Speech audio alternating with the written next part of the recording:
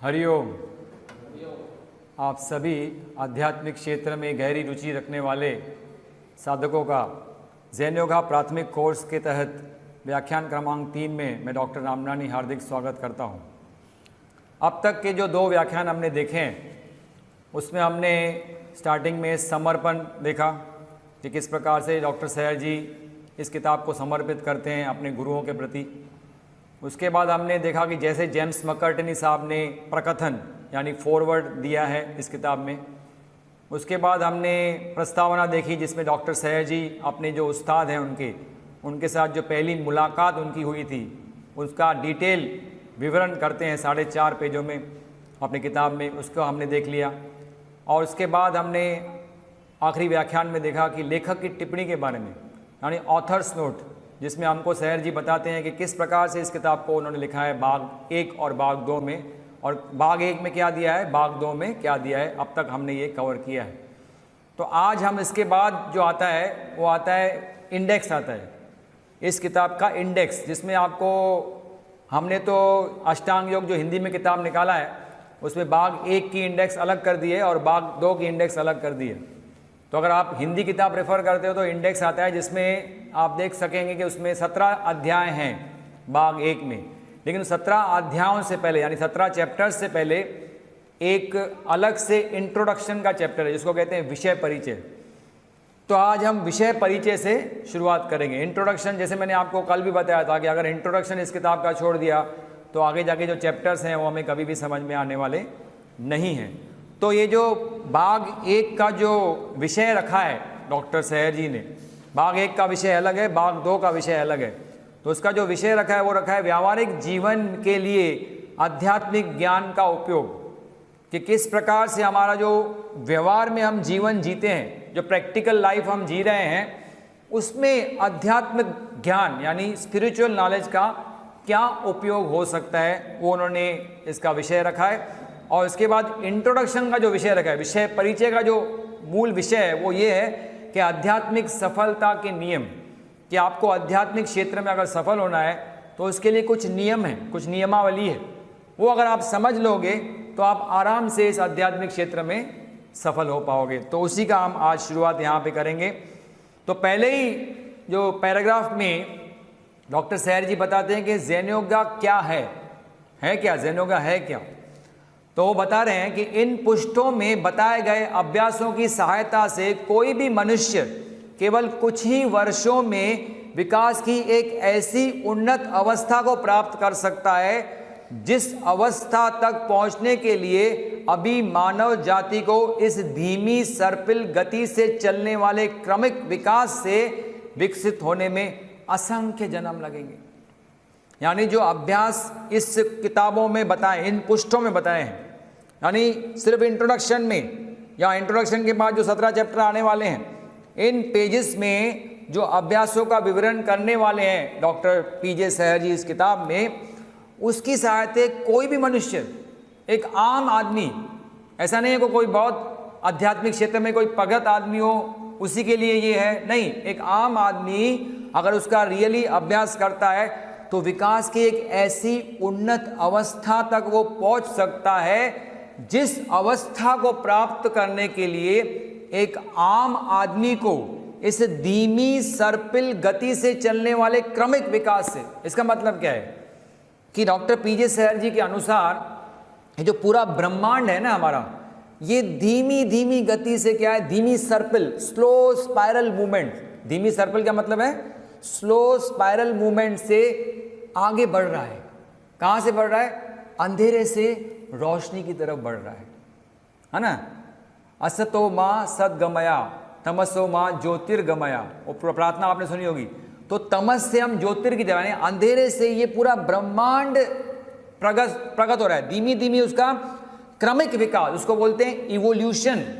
ये पूरा ब्रह्मांड यानी हम सभी जो व्यक्ति इस ब्रह्मांड के हैं उस सभी का विकास हो रहा है, लेकिन क्या हो रहा है? धीमी सर्पिल गति से हो रहा है।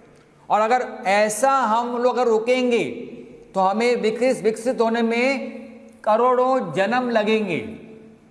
ये बता रहे हैं कि हर एक व्यक्ति अल्टीमेटली स्पिरिचुअली इनलाइटन होने वाला है। इस ब्रह्मांड में जो भी व्यक्ति मौजूद है लेकिन उनको कितना समय लगेगा कह नहीं सकते हैं, करोड़ों जन्म लगे, लाखों जन्म लगे, कुछ नहीं कर सकते, लेकिन सब लोग पहुंचेंगे उस अवस्था तक। तो जो व्यक्ति बिल्कुल अभ्यास नहीं करते हैं वो भी पहुंचेंगे, लेकिन उनको कितना समय लगेगा, जन्मों लगेंगे।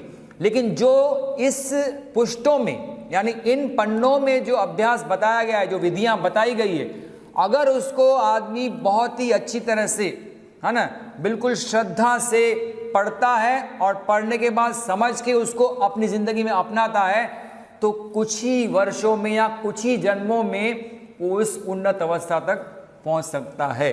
यही ज़ेन योगा है। तो अल्टीमेटली ज़ेन योगा क्या है, इन्हीं व्यवस्थित मनोवैज्ञानिक अभ्यासों के विज्ञान को हम बुलाते हैं ज़ेन योगा।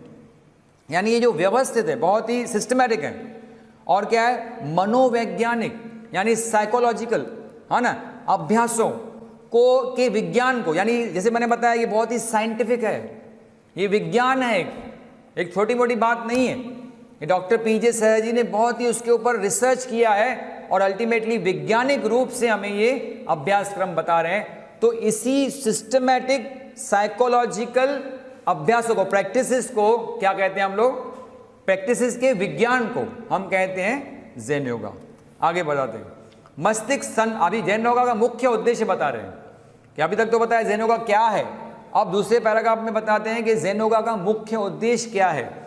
तो मस्तिष्क संरचनाओं के तत्व मीमांसा की बेहतर समझ के माध्यम से मन की एकाग्रता पाना, यही ज़ेन योगा का प्रमुख उद्देश्य है। अब यहाँ पे मन की एकाग्रता पाना, है ना, मन की यानी मन को एकाग्र कर पाना, ये उद्देश्य है।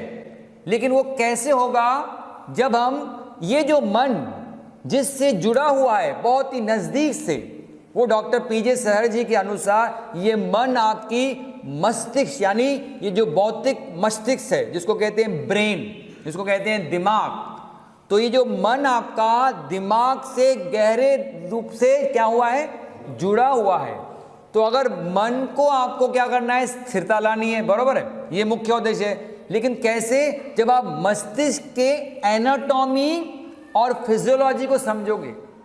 एनाटॉमी यानी संरचनाओं और तत्व मीमांसा यानी क्या है, एनाटॉमी और फिजियोलॉजी यानी उसका स्ट्रक्चर क्या है, मस्तिष्क का स्ट्रक्चर क्या है और उसकी फिजियोलॉजी क्या है ना, ये अगर हम समझ जाते हैं तो उससे क्या होगा, हम मन को स्थिर कर पाएंगे। क्योंकि मन किससे जुड़ा हुआ है, नजदीक से नजदीक मस्तिष्क से जुड़ा हुआ है।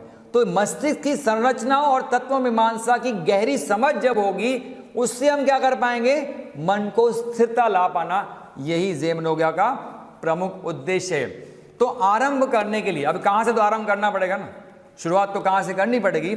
हम इस मन को अति सूक्ष्म स्पंदनों, जिसे आवर्तन कहा जाता है, से युक्त एक कार्यात्मक व्यवस्था के रूप में मानेंगे। अब मन को डिफाइन करना बहुत डिफिकल्ट है, मेडिकल लैंग्वेज में भी कहते हैं कि एक कार्य करने वाली कोई चीज़ है मन, जिसको अभी तक देखा नहीं गया है, उसको ना माइक्रोस्कोप से देख सकते हैं, स्थूल आंखों से तो सवाल ही नहीं है, दूरबीन इलेक्ट्रॉन माइक्रोस्कोप भी दोगे तो भी नहीं मालूम पड़ेगा, दिखेगा नहीं। तो क्या करना है, हम क्या मानते हैं उसको, ये अति सूक्ष्म यानी बहुत ही टाइनी स्पंदन, है ना, वाइब्रेशंस। ये क्या है, मन क्या चीज़ है, एक टाइनी वाइब्रेशंस की एक चीज़ है, जिसको हम क्या कहते हैं, आवर्तन कहते हैं। आवर्तन, आवर्तन का मतलब होता है रोटेशंस, आवर्तन का मतलब होता है रोटेशन। तो ये क्या है, सूक्ष्म आवर्तनों से बना हुआ एक चीज़ है, यानी वाइब्रेशन, जो सूक्ष्म आवर्तन जिसको कहते हैं।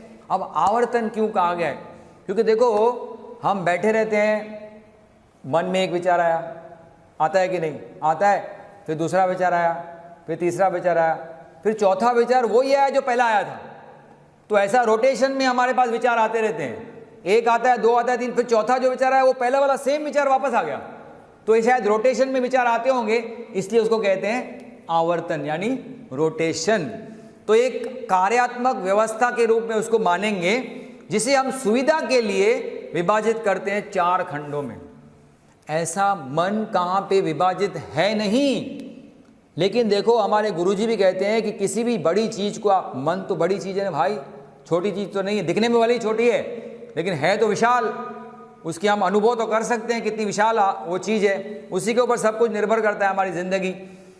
तो जब भी किसी बड़ी चीज़ को समझना हो तो हमारे गुरुजी भी कहते हैं और बहुत सारे लोग उसको कहते भी हैं कि भाई उसको छोटे छोटे टुकड़ों में समझो, उसको छोटे छोटे टुकड़ों में क्या करो, विभाजित करो, जैसे आप डिटेल में उसको समझ पाओगे। तो इसलिए क्योंकि हमको मन को समझना है और मन का मस्तिष्क के साथ संबंध को समझना है, क्योंकि क्या करना है, हमारा मुख्य उद्देश्य क्या है कि मन के ऊपर स्थिरता लानी है।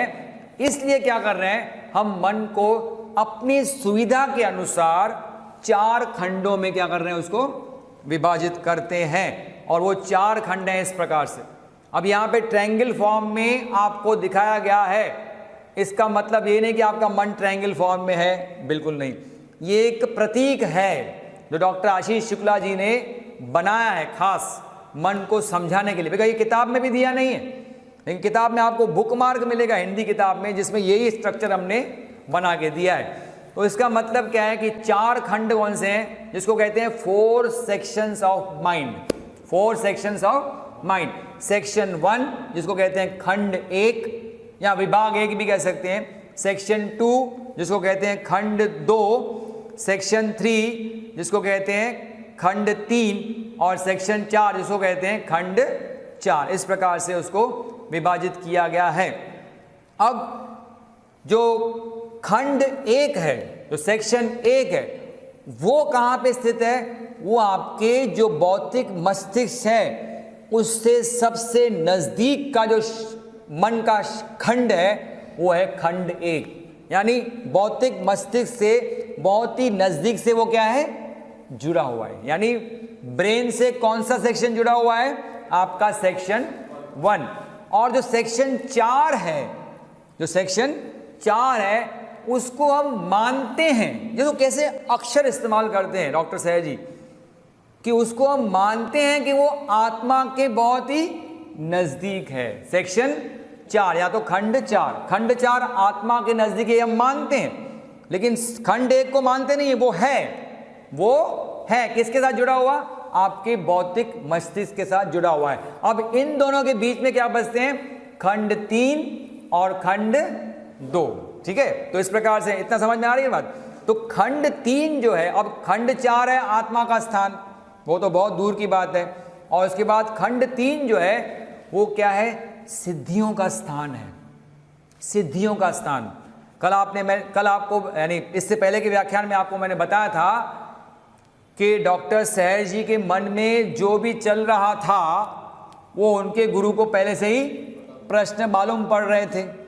और डॉक्टर सहज जी ये भी मन में आया था कि क्या हम अतीत को तो जानते हैं, चलो ठीक है, वर्तमान भी हमें मालूम पड़ता है, क्या फ्यूचर की स्मृति यानी जो आगे भविष्य में घटने वाला है उसकी स्मृतियों को भी याद किया जा सकता है।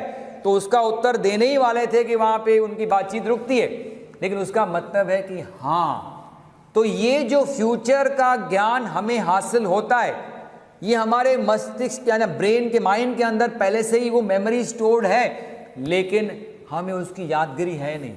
हम पिछले जन्मों को भूल चुके हैं, क्योंकि हमारा इस जन्म में वो खंड 3 जो है, जो जिम्मेदार है, जब आपका खंड 3 खुल जाएगा, वो काम करना शुरू कर देगा, जो कि अभी काम कर नहीं रहा है, तो आपको सारे जन्मों की, पास्ट जन्मों की पूरी स्मृति यानी यादगिरी आ जाएगी। इसको कहते हैं सिद्धियां, इसको कहते हैं extra sensory perception. Extra sensory perception का मतलब क्या है कि आपको वो ज्ञान हासिल हो जाएगा जिसके लिए आपको इंद्रियों की आवश्यकता नहीं है। इसी को सिद्धियां कहा है। यही सिद्धि हासिल थी, सिद्धियां हासिल थी किसको, भगवान श्री कृष्ण को, जब अर्जुन को वो अपना विराट रूप दर्शन दिखाते हैं, तो वो भी एक प्रकार की क्या थी, सिद्धि थी, जिसमें वो अर्जुन उनके पूरे शरीर के अंदर सब कुछ देख पा रहा था कि कैसे कौरव जो जा रहे हैं भगवान श्री कृष्ण के मुख में और वो मौत के मुंह में जा रहे हैं, वो सारा दर्शन जो फ्यूचर में घटने वाला था चीजें, उनको पहले से उन्होंने क्या कर दिया, दर्शन। इसको कहते हैं, इसको इंद्रियों की आवश्यकता नहीं पड़ती है, इसको कहते हैं सिद्धियां, है ना, या विभूतियां इसको कहते हैं। भगवान श्री कृष्ण क्या कहते हैं, विभूतियां कहते हैं। यहाँ पतंजलि मुनि ने भी जो अपना ग्रंथ लिखा है पातंजल योग दर्शन, जो मैंने आपको पहले दिन दिखाया था पहले लेक्चर में, तो उसमें भी 4 पाद हैं, पाद 1, पाद 2, पाद 3, पाद 4। पाद 1 का नाम है समाधि पाद, पाद 2 का नाम है साधना पाद, साधन पाद, पाद 3 का नाम है विभूति पाद और पाद 4 का नाम है कैवल्य पाद। तो तीसरा जो पाद है उसमें पतंजलि मुनि ने भी अलग अलग प्रकार की विभूतियां बताई है, लेकिन वो विभूतियां कब हासिल होती हैं वो पतंजलि मुनि ने नहीं बताई है, वो डॉक्टर सहर जी बताते कि जब आपका सेक्शन 3 ऑफ योर माइंड जब वो डेवलप हो जाता है तो आपको अलग अलग प्रकार की ये शक्तियां, ये विभूतियां, ये शक्तियां मिलती है जिससे आप पास्ट का तो सब मेमोरी याद कर ही पाते हो, यानी अगले जन्मों की, फ्यूचर में क्या घटने वाला है वो भी आपको ज्ञान हो जाता है, जिसके लिए इंद्रियों की आवश्यकता नहीं पड़ती है। तो ये सेक्शन 3 की कमाल है, लेकिन हमारे पास वो भी नहीं है, न सेक्शन 4 है न सेक्शन 3 है, अभी जागरूक नहीं। अब दूसरा क्या है, इन दोनों के बीच में 4 और 1 के बीच में क्या है, सेक्शन 2। अब सेक्शन 2 ही एक ऐसा सेक्शन है जहाँ खंड 2 ही एक ऐसा खंड है जिसको 2 भागों में विभाजित करते हैं, खंड 2 अ, खंड 2 ब। इनकी क्या विशेषताएं हैं हम आगे धीरे धीरे पढ़ेंगे, लेकिन इतना समझ लो कि भाई क्या है, हमारे पास मन के क्या है, 4 खंड हैं।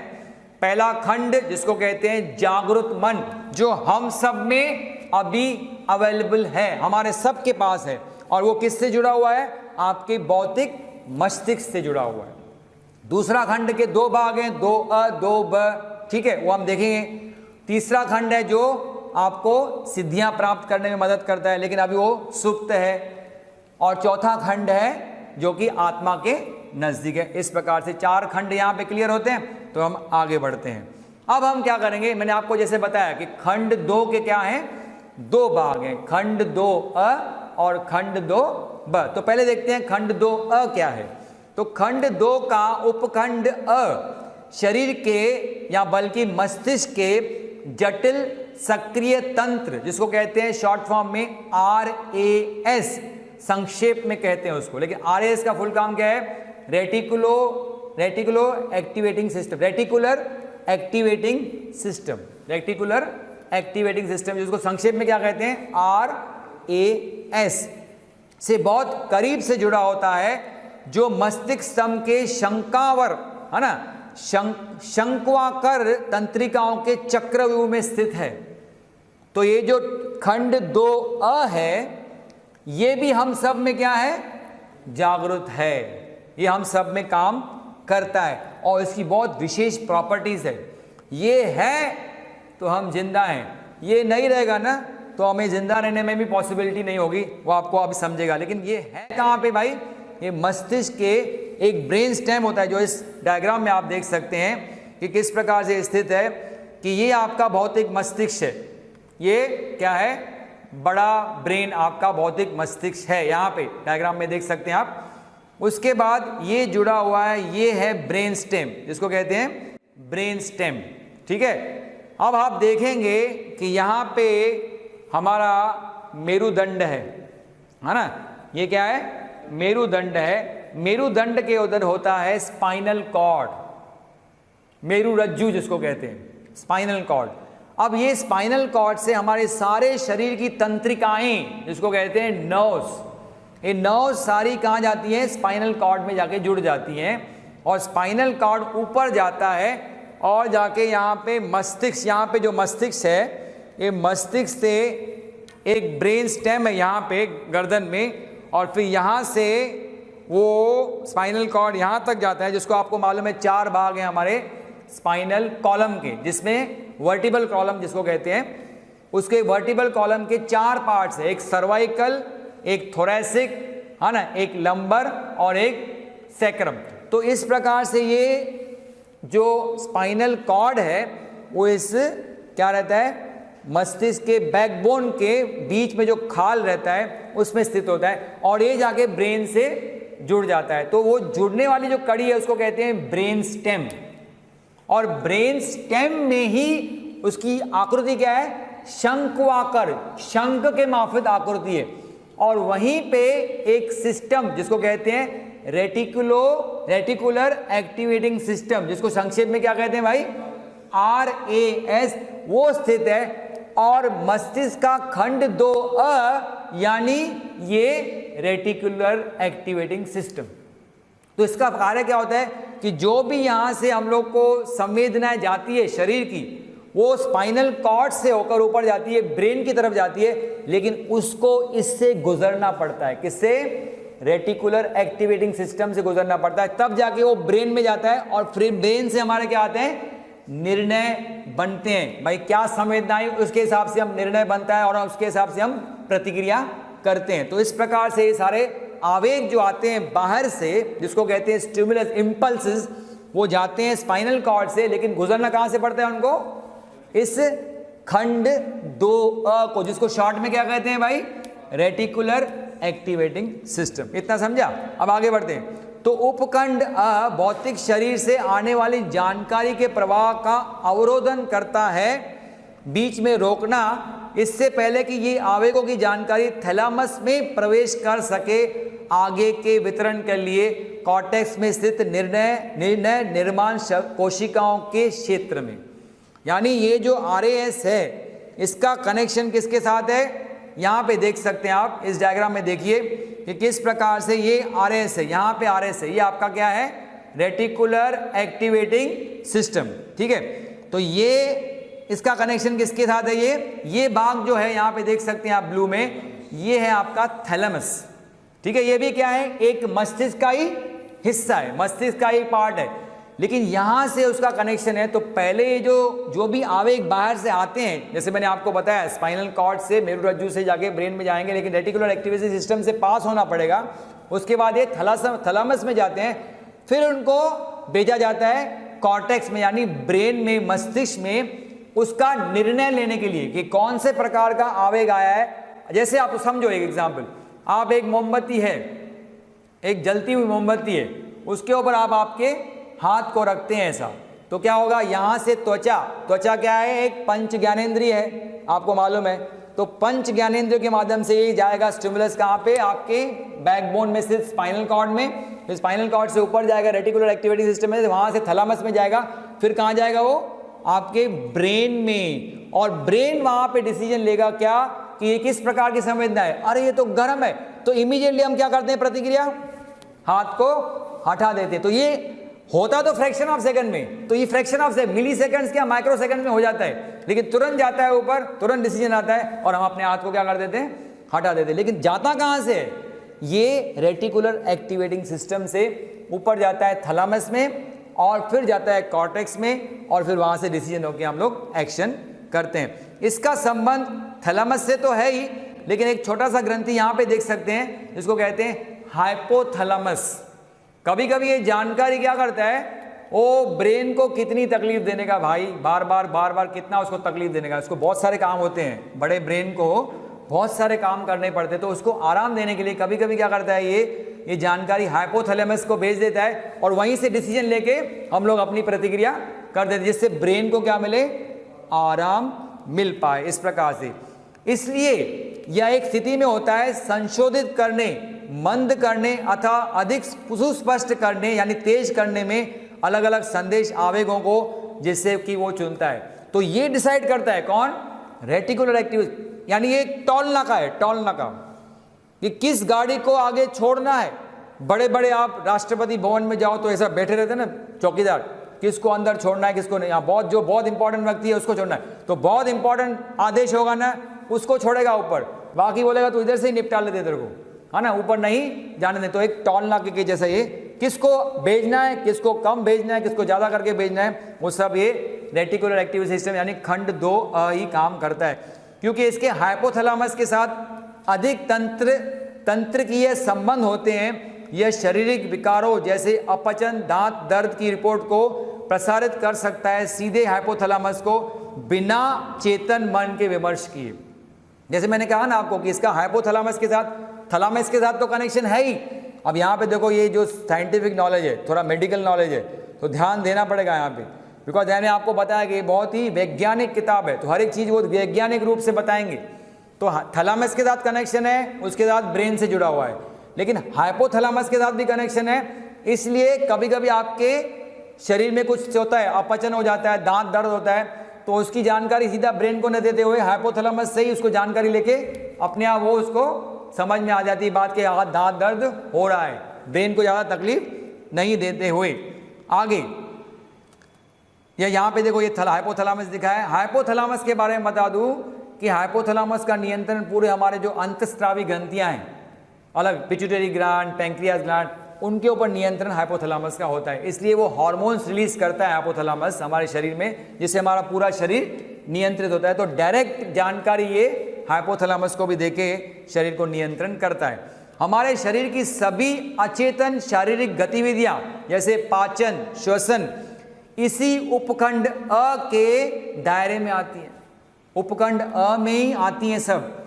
यानी देखो आपने, यानी कहने का मतलब ये है कि जो भी हमारे शरीर में ऐसी गतिविधियां हैं जिसको जो ऑटोमेटिक हो रही हैं, जिसके ऊपर हमारा कोई भी नियंत्रण नहीं है, वो सारी गतिविधियां किसके अंदर आती हैं? Reticular activity system. इसको इसलिए कहते हैं autonomic nervous system. Autonomic nervous system का मतलब क्या है कि जो गतिविधियां अपने आप होती हैं, जिसके ऊपर कोई भी नियंत्रण नहीं। जैसे हम जो आपने खाया, अब मैं खाना खा के आया हूँ, अब मैं खाना खा के आया हूँ तो अंदर मेरा पाचन चालू है, तो मैं उसको पचा रहा हूँ क्या? नहीं, ये अपने आप कौन कर रहा है? खंड 2A का काम है कि अपने आप अंदर खाना वो पचन हो रहा है। सांस ले रहे हैं, मैं बात भी कर रहा हूँ, सांस भी चल रही है, तो मैं उसको थोड़ी नियंत्रण कर पा रहा हूँ, यानी वो अपने आप हो रहा है। उसका मतलब क्या है? ये भी नियंत्रण किसके अंदर है?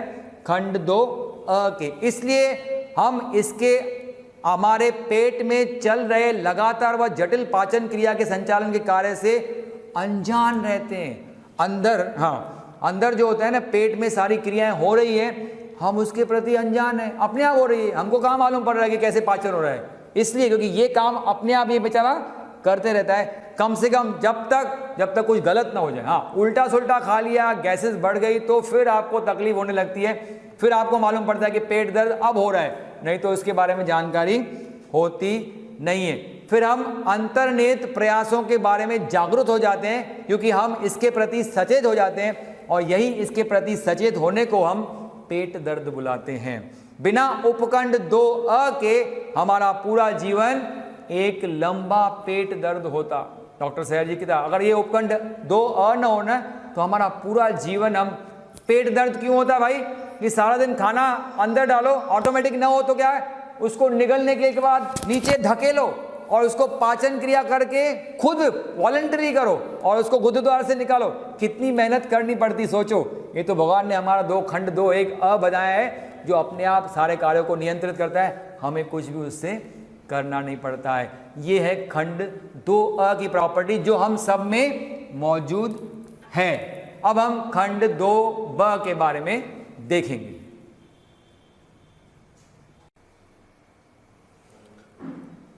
तो खंड 2A को आपने अभी समझा। एक खंड 2A यानी वो सारी एक्टिविटीज को कंट्रोल करता है जो अपने आप हमारे शरीर में घटती हैं, और वो इसको कहते हैं काम फिजियोलॉजिकल काम है, यानी ये नैसर्गिक काम है जो भगवान ने हमको बना के दिया है, जिससे हमारी चीज़ें अपने आप घटित होती हैं, हमें उसका कुछ जानकारी होती नहीं है। जब तक कुछ गड़बड़ न हो जाए तब तक ये अपने आप काम व्यवस्थित करता है। अब जो खंड 2B है वो बिल्कुल अलग है। यहाँ पे हम जाएंगे और जब उसको समझेंगे, हो सकता है आप सबको ये मान्य न हो बातें कि ऐसा भी कुछ हो सकता है। आगे की जो बातें कुछ बताऊंगा मैं अभी, इससे पहले कि हम लोग मस्तिष्क के खंड 1 पर आए।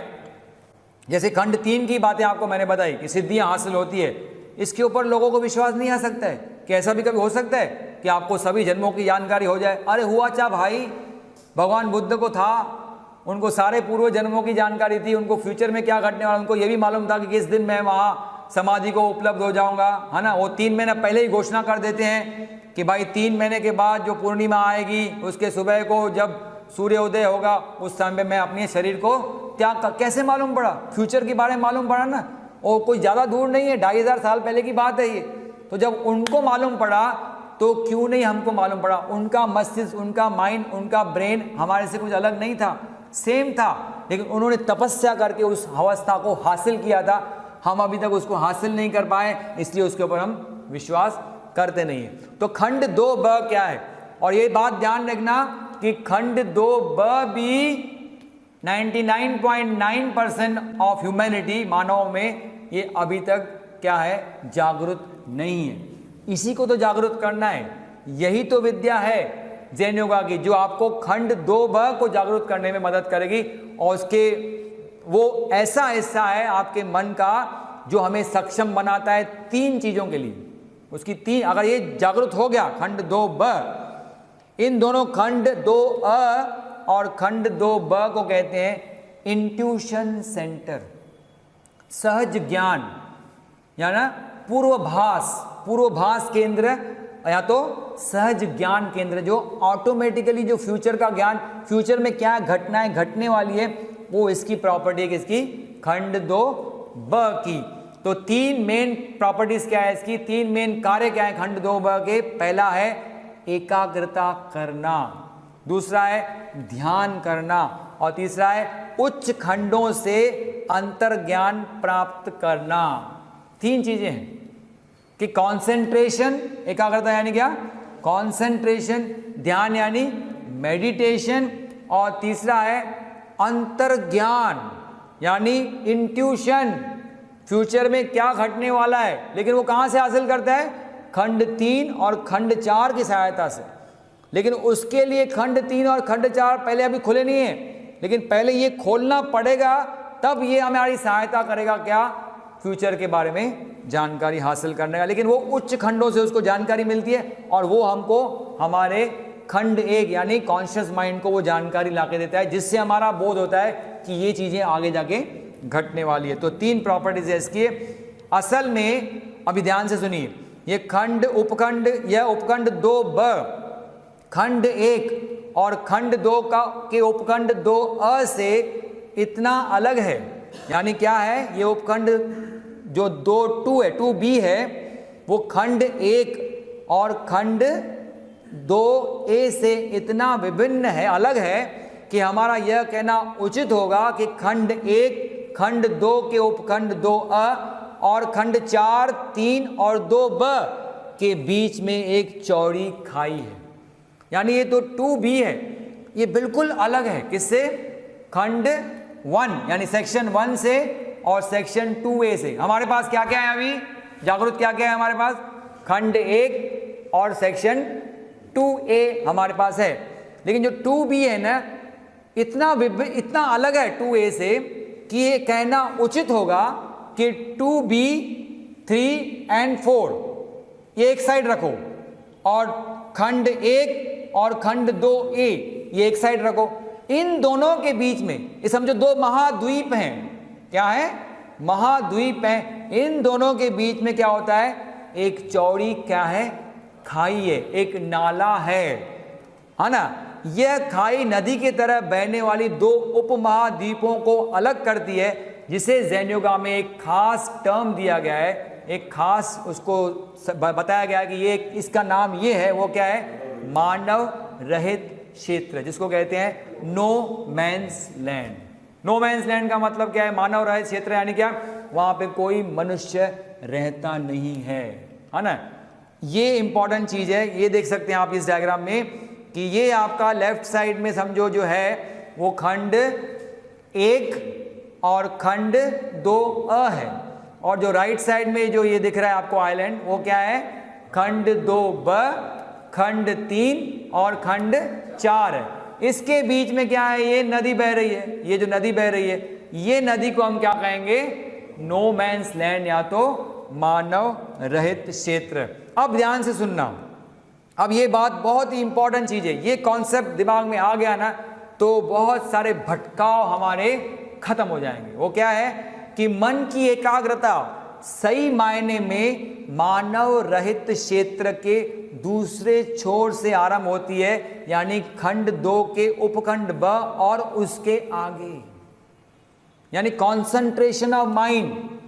ये तो फिर कॉन्सेंट्रेशन बोलते हैं। पतंजलि ने अष्टांग योग में कॉन्सेंट्रेशन पहले बताया है, 6ठा टप्पा है कॉन्सेंट्रेशन, जिसको कहते हैं धारणा, 7वां टप्पा है ध्यान, जिसको कहते हैं मेडिटेशन। तो ये बोल रहे हैं, मेडिटेशन की तो बात ही नहीं कर रहे हैं, ये किसकी बात कर रहे हैं, सिर्फ कॉन्सेंट्रेशन ऑफ माइंड, यानी मन को किसी विषय पर एकाग्र करना, ये किसकी प्रॉपर्टी है भाई? खंड नंबर, अभी आपको मैंने बताया ना, खंड 2ब की प्रॉपर्टीज क्या है? एकाग्रता, ध्यान और अंतर ज्ञान हासिल करना, इंट्यूशन हासिल करना ऊपर वाले खंडों से। तो ये 3 प्रॉपर्टीज हैं। अब तो इसका मतलब है, और एक खंड 2ब कहां पे स्थित है भाई? मानव रहित क्षेत्र के उस छोर पे, उस किनारे पे, इस किनारे पे नहीं। इस किनारे पे तो क्या है? खंड 2a है। उस किनारे पे खंड 2b है, और बीच में क्या है? मानव रहित क्षेत्र, नो मैंस लैंड। तो एकाग्रता करने के लिए कौन सक्षम है? खंड 2b, ठीक है। तो अगर हम लोग तो इसके लिए कह रहे हैं कि मन की एकाग्रता मानव रहित क्षेत्र के दूसरे छोर से आरंभ होती है। इसका मतलब है जब तक हमारे पास खंड 2b हमारा जागृत नहीं हुआ है, तब तक हम मामूली कंसंट्रेशन भी करने लायक हमारा मन नहीं है। आप बात समझ में? मेडिटेशन तो और प्रगत है। अब अष्टांग योग किस प्रकार से इसमें आता है वो भी आपको बताऊंगा। अब बताऊंगा आगे कि ज़ेन योगा के अनुसार आध्यात्मिक अनुशासन का अर्थ क्या है।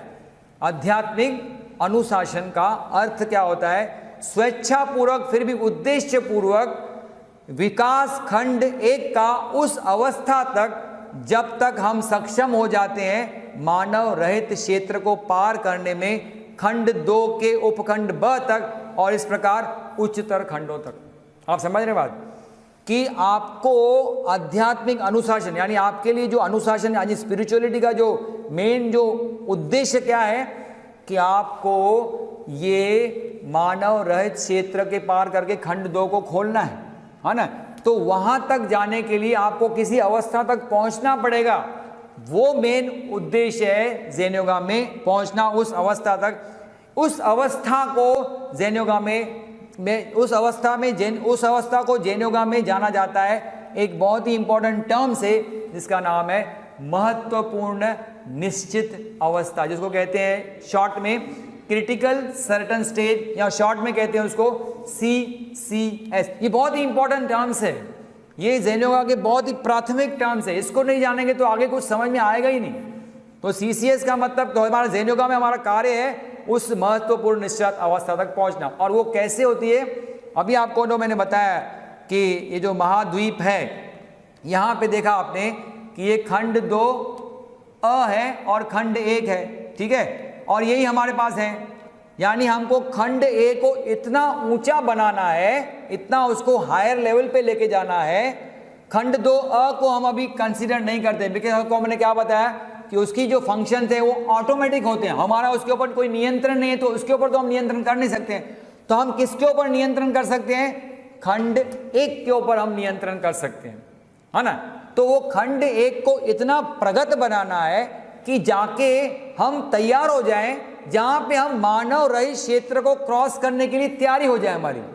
तो वो जो अवस्था है जहां पे हमको पहुंचना है, जहां पे हम लोग क्या कर सकते हैं, नो मैंस लैंड में एंट्री करके उसको क्रॉस करके हम जाएंगे किनारे, दूसरे किनारे पे। तो इसी किनारे पे जो अवस्था है, जब हमारी तैयारी हो जाती है नो मैंस लैंड को क्रॉस करने की, उस अवस्था को ज़ेन योगा में कहा है एक विशेष टर्म जिसको कहते हैं क्रिटिकल सर्टन स्टेज। महत्वपूर्ण यानी बहुत ही महत्वपूर्ण है, क्रिटिकल यानी बहुत ही महत्वपूर्ण है, सर्टन यानी निश्चित स्टेज। निश्चित यानी वहां पे पहुंच गए तो आपकी उन्नति निश्चित होने ही वाली। जब तक वहां नहीं पहुंचे हो निश्चितता भूल जाओ कि आगे बढ़ोगे। वहां पहुंच गए यानी पहुंच ही जाओगे, भले कुछ जन्मों में या ऐसी जन्म में कितनी तीव्रता के साथ आप मेहनत करते हो उसके ऊपर डिपेंड करता है, लेकिन महत्वपूर्ण निश्चित अवस्था तक पहुंचे यानी आपके पहुंचने की निश्चितता है कि आप आगे बढ़ोगे और आप जाके आप अपना क्या करोगे, खंड 2b खोल लोगे। लेकिन खुलेगा कभी?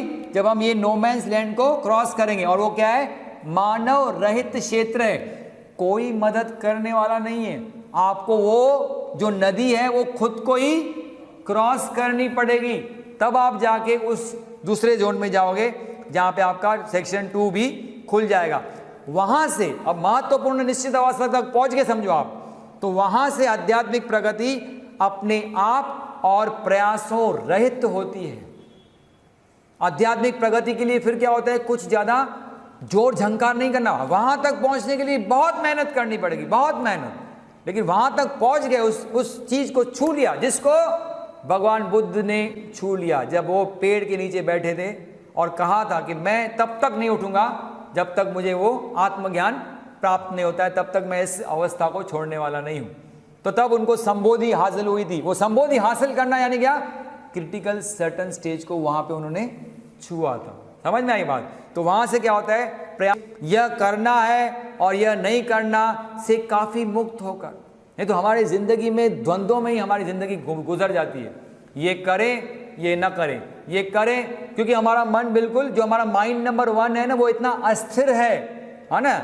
Section 1 of Mao conscious mind जो है इतना अस्थिर है कि हम बिल्कुल हमेशा इसी में रहते हैं। ये करें ये ना करें, किताब पढ़ें ना पढ़ें, आज लेक्चर में जाएं ना जाएं, ये डिसीजन लें ना लें, ये बिजनेस करें ना करें, यहाँ पे शेयर्स में इन्वेस्ट करें कि वहाँ पे शेयर्स में इन्वेस्ट करें, ऐसे चलते हैं। डूज एंड डोंट्स में हमारी ज़िंदगी गुजर जाती है। लेकिन एक बार आपका क्रिटिकल सर्टन स्टेज पे आगमन हो जाता है तो ये डूज एंड डोंट्स आपके ज़िंदगी से निकल, और आपका मन क्या हो जाता है, शांत बहने लगता है। तो डिसीजन मेकिंग ईजी हो जाती है, तो प्रगति क्या हो जाती है, बहुत ही आसान हो जाती है। लेकिन उसके लिए आपको तो मेन आध्यात्मिक, हर एक आध्यात्मिक प्रत्याशी जो भी आध्यात्मिक क्षेत्र में जो भी है स्पिरिचुअल एस्पिरेंट है ना, उसका मुख्य उद्देश्य क्या होना चाहिए, हमें वो क्रिटिकल सर्टन स्टेज तक पहुंचना चाहिए। और उसके लिए कैसे पहुंचना है उसका पूरा मार्गदर्शन इस किताब के भाग 1 में डॉक्टर सहज जी हमको देने वाले हैं। हमको खाली उसके ऊपर चलना है, आपकी प्रगति वहां तक होगी। इस प्रकार से हम उच्चतर खंडों को कुछ वक्त के लिए एक तरफ रख देते हैं और खुद को निम्न खंडों तक सीमित रखते हैं, जिसका व्यवहार में तात्पर्य है खंड 1 अथवा संरचनात्मक मस्तिष्क। देखो अभी हमारा टारगेट हमको समझ गया, क्या भाई टारगेट क्या है, कि टारगेट है हमको क्रिटिकल सर्टन स्टेज तक पहुंचना। उसके लिए हमको मदद कौन करने वाला है, खंड 1, बिकॉज वही हमारे पास जागरूक है। और खंड 1 का मतलब क्या है, मन का खंड 1 इज इक्वल टू, ये आज आपको फिट कर दो माइंड में, कि मन खंड 1 अपना माइंड का खंड 1 इज इक्वल टू अपना भौतिक मस्तिष्क यानी ब्रेन। क्योंकि मैंने आपको बताया खंड 1 किससे जुड़ा हुआ है, आपके ब्रेन से जुड़ा हुआ है। तो हमारा ब्रेन को ही प्रगत करना है, और तब वो जब प्रगत हो जाएगा तो हम क्या पहुंच पाएंगे, महत्वपूर्ण निश्चित अवस्था जिसको कहते हैं क्रिटिकल सर्टन स्टेज। उसके बाद हमारा मार्ग खुल जाएगा और हमारे खंड 2 ब और खंड 3 और खंड 4 खुल जाएंगे। लेकिन हमारे पास अभी वो है नहीं, इसलिए कहते हैं कि धारणा, ध्यान, समाधि ये किसके गुण है भाई, धारणा आपका गुण है खंड 2 ब का, ध्यान आपका गुण है खंड 3 का, और समाधि आपका गुण है खंड 4 का। और वो कहां पे आते हैं, नोमैंस लैंड के उस तरफ। अब नोमैंस लैंड को ज़ेन योगा की भाषा में कहते हैं प्रत्याहार। अब आपको मैं अष्टांग योग से उसको जोड़ के बता रहा हूं कि किस प्रकार से अष्टांग योग पूरा समाया है आपके मन में, कि खंड 4 क्या है, समाधि, अष्टांग योग का आखिरी स्टेप। खंड 3 क्या है, ध्यान, समाधि यानी समाधि के बाद ध्यान, 7वां टप्पा। फिर खंड 2 ब क्या है, धारणा। उसके पहले आता है नोमैंस लैंड, वो क्या हो गया, प्रत्याहार। और बाकी क्या बचा, यम, नियम, आसन, प्राणायाम। ये सारे आपका खंड 1 है। खंड 1 के 4 केंद्र हैं, वो आपको बताऊंगा थोड़ी देर में आपको। लेकिन ये जो खंड 1 है जो हमारे पास मौजूद है, इसी को इस्तेमाल करते हैं, यानी इसी को इस्तेमाल करके हमको पहुंचना है CCS तक। उसके बाद हम प्रत्याहार क्रॉस करेंगे, फिर धारणा, ध्यान, समाधि। तो इसलिए मैंने आपको कल बताया था कि मैंने सब ध्यान करना बंद क्यों कर लिया, क्योंकि मेरे पास जब खंड 2 ब है ही नहीं जागरूक, तो मैं करके फायदा क्या। और आपने देखा ही होगा, इसीलिए हम लोग जब भी ध्यान करने बैठते हैं या सिंपल एकाग्रता भी करने की कोशिश करते हैं तो मन टिकता क्यों नहीं है, क्योंकि हम किस मन को इस्तेमाल करते हैं, जो हमारे पास मौजूद है। और वो कौन सा है, सेक्शन 1 ऑफ द माइंड। उसकी ये प्रॉपर्टी है ही नहीं। उसकी प्रॉपर्टी क्या है, पिक्चर बनाना।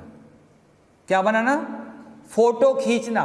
हमारे आजू बाजू में क्या चीजें घट रही है उसको पंच ज्ञानेंद्रियों के माध्यम से ग्रहण करना, मस्तिष्क में वो भेजना संदेश को और उसके प्रति क्या करना, प्रतिक्रिया करते रहना। इसीलिए तो हम जिंदा हैं भाई, नहीं तो सजग नहीं रहेंगे तो संसार में आजू बाजू में क्या हो रहा है तो कैसे मालूम पड़ेगा। ये खंड एक है जो आपको जानकारी देता है, और उस खंड का आप इस्तेमाल करोगे और कहोगे कि मैं अभी कंसंट्रेशन करने वाला हूं, तो उसका तो नेचर ही नहीं है ना। वो जैसे ही आप आंख बंद करके बैठोगे तो वो तो अपनी पिक्चर फॉर्मिंग हैबिट चालू रहता है उसको। इसका पिक्चर यहाँ पे कुछ नाक से सुगंध आएगी, कुछ त्वचा से स्पर्श होगा, कुछ आंखों से देखोगे, आंख बंद करोगे तो भी मन में मन की आंखों से देख पाओ, कुछ ना कुछ चलते रहते हैं पिक्चर्स अंदर, आंख बंद करो तो भी, है ना, कुछ कानों से ध्वनि सुनाई देगी, तो वहाँ जाएगा और भटकेगा और आपको लगता है कि मैं तो भाई ध्यान नहीं कर पाता हूँ। क्यों? क्योंकि आप गलत मन का इस्तेमाल कर रहे हो जो उसके लिए बनाई नहीं है। इसलिए उसकी चिंता ना करो। अब हमको क्या करना है, कॉन्सेंट्रेट, हमको ये देखना है कि हम कैसे इस खंड एक को क्या करें, प्रगत करें। जैसे हम महत्वपूर्ण निश्चित अवस्था तक जाएं, फिर हमारी जर्नी क्या हो जाएगी, बहुत ही ईजी हो जाएगी।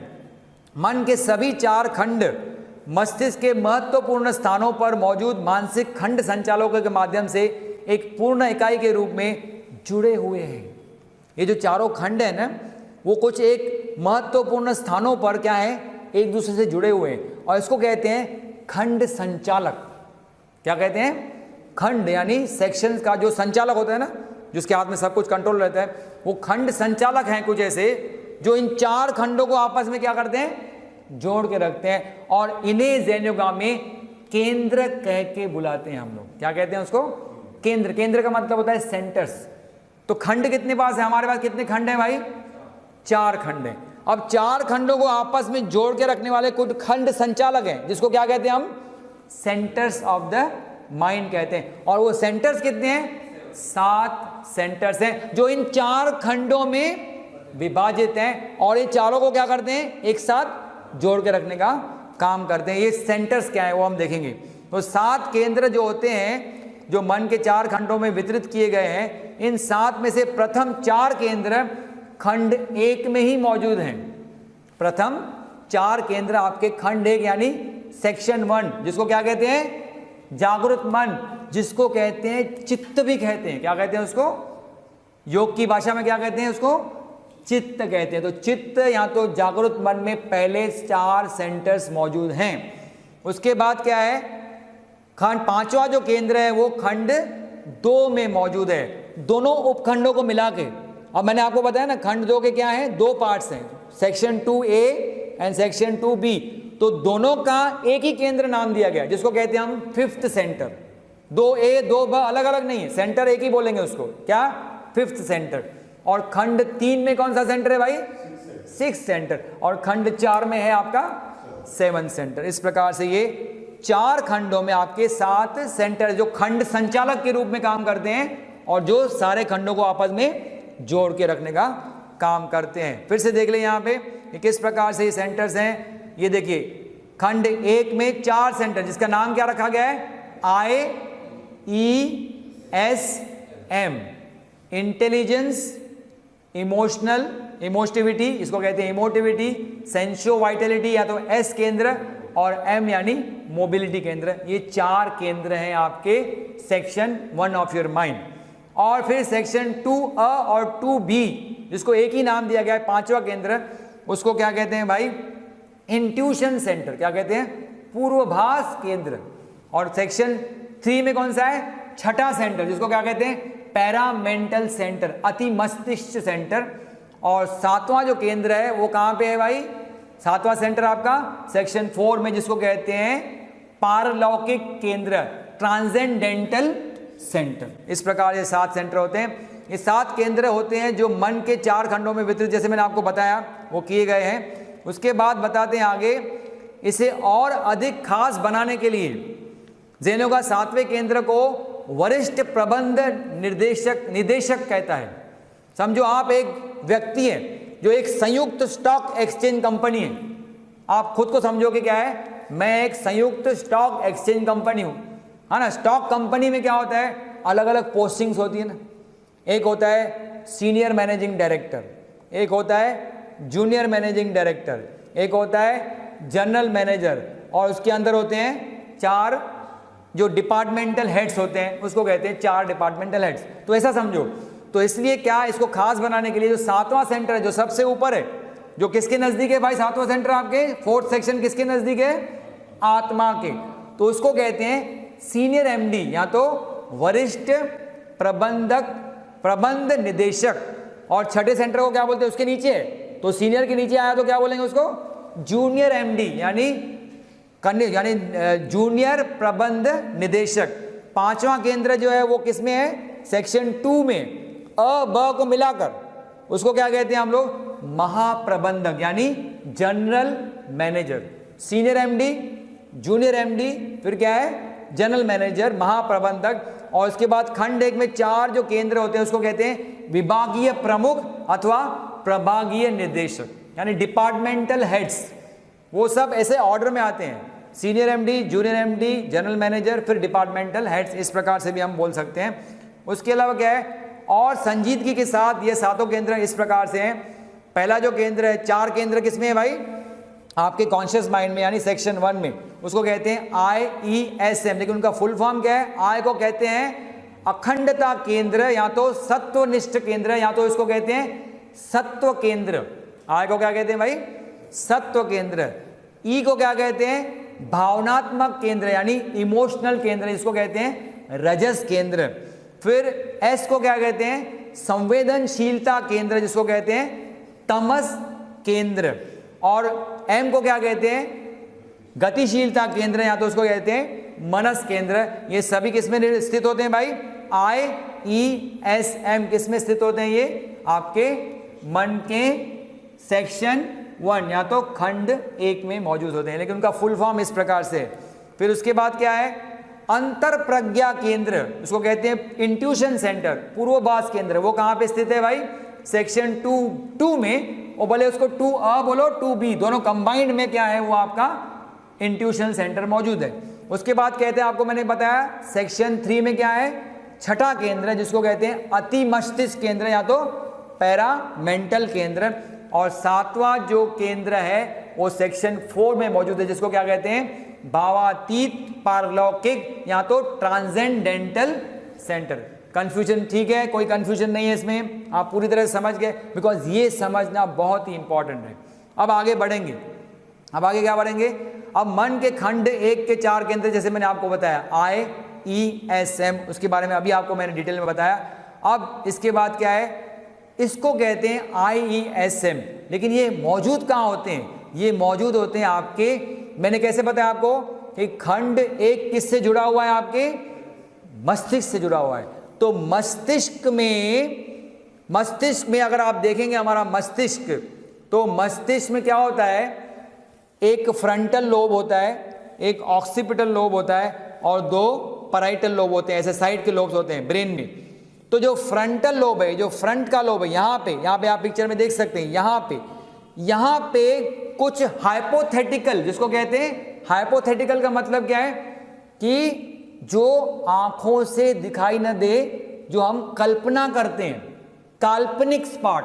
हाइपोथेटिकल का मतलब क्या होता है, ये काल्पनिक स्पॉट है जो कहां पे, यहाँ पे मौजूद है आपके फ्रंटल लोब में, ये IESM एक काल्पनिक स्पॉट है जो यहाँ पे मौजूद है, और जो किसके पार्ट है भाई, सेक्शन 1 ऑफ द माइंड, जो किससे जुड़ा हुआ है, मस्तिष्क में, इसलिए ये क्या है, मस्तिष्क में मौजूद है। तो अगर हमको आगे बढ़ना है, हमको क्या करना है भाई, आगे बढ़ना है तो हमें क्या करना पड़ेगा, इन 4 केंद्रों को समझना पड़ेगा, बिकॉज यही हमारे पास हैं, ये हमारे पास मौजूद हैं। और अगर हमको CCS तक पहुंचना है तो इनके बारे में समझना होगा, जो इनकी आपस में लड़ाई झगड़ा है उसको सॉल्व करना पड़ेगा, और तब जाके हम क्या पहुंच पाएंगे, सेक्शन 2B को खोल पाएंगे। लेकिन उसको खोलने से पहले हमको वो टच करना पड़ेगा कहां तक, महत्वपूर्ण निश्चित अवस्था तक, जिसको कहते हैं क्रिटिकल सर्टन स्टेज। तो क्रिटिकल सर्टन स्टेज ये हमारा टारगेट है, लेकिन उस टारगेट तक पहुंचने के लिए हमको मदद कौन करेगा, IESM के ऊपर नियंत्रण लाना, जो अभी वो नियंत्रण में नहीं है। हमारा जो करंट मस्तिष्क का जो रेशियो है IESM का, हमारे मानव जाति में जो सभी मानव के पास जो अभी, क्योंकि हमारे पास सेक्शन 2 भी है नहीं, तो हमारा करंट रेशियो ये है कि I का पावर है 2, E का पावर है 4, S का पावर है 8 और M का पावर है 2। 2 4 8 2 ये रेशियो है। तो इसमें कितना इम्बैलेंस है देखो, अगर I अकेला हो जाए और E और S मिल जाए तो S और E का पावर कितना बढ़ जाता है और I का पावर कितना छोटा है। तो कहने का मतलब क्या है, इस रेशियो को, जो करंट रेशियो है उसको बदलना है कहाँ तक, 5 2 2 1 तक बदलना है। अब सोचो I अगर 5 हो गया और फिर 2E है, S 2 है और M 2 है, तो 5 is equal to 2 plus 2 plus 1 कितना हो जाता है, बैलेंस। 5 इज इक्वल टू 5, यानी I इतना स्ट्रांग है कि E S M कंबाइन भी हो गए तो भी I से ज़्यादा बढ़ नहीं पाएंगे और उनमें सामंजस्य निर्माण होता है। और ये जब होता है यानी आप क्रिटिकल सर्टन स्टेज को टच कर गए। तो कैसे इस रेशियो को बदलना है, लेकिन उस बदलने से पहले हमको समझना पड़ेगा कि I E S M की प्रॉपर्टीज क्या है, इनका स्वभाव क्या है। इनको जब तक समझा नहीं तब तक हम बदल नहीं पाएंगे। तो इनके स्वभाव के बारे में हम क्या करेंगे, अगले व्याख्यान में समझेंगे कि I का स्वभाव क्या है, E का स्वभाव क्या है, S का स्वभाव क्या है, M का स्वभाव क्या है। ये जिस दिन समझ में आया तो उस दिन क्या कर पाएंगे, आप खुद को आत्मविश्लेषण कर पाएंगे। जो कि जेम्स मकर्टनी साहब ने कहा था कि ये किताब को अगर पढ़ेंगे तो आप खुद का क्या कर पाएंगे, आत्मविश्लेषण कर पाएंगे। वो आत्मविश्लेषण तभी संभव होगा जब आप 4 सेंटर्स के बारे में जीते जान जाएंगे। इनको समझना यानी आदि विजय प्राप्त कर लेना। तो हम कल यानी अगले व्याख्यान में इसको हम डिटेल में समझेंगे। Hariom, thank you.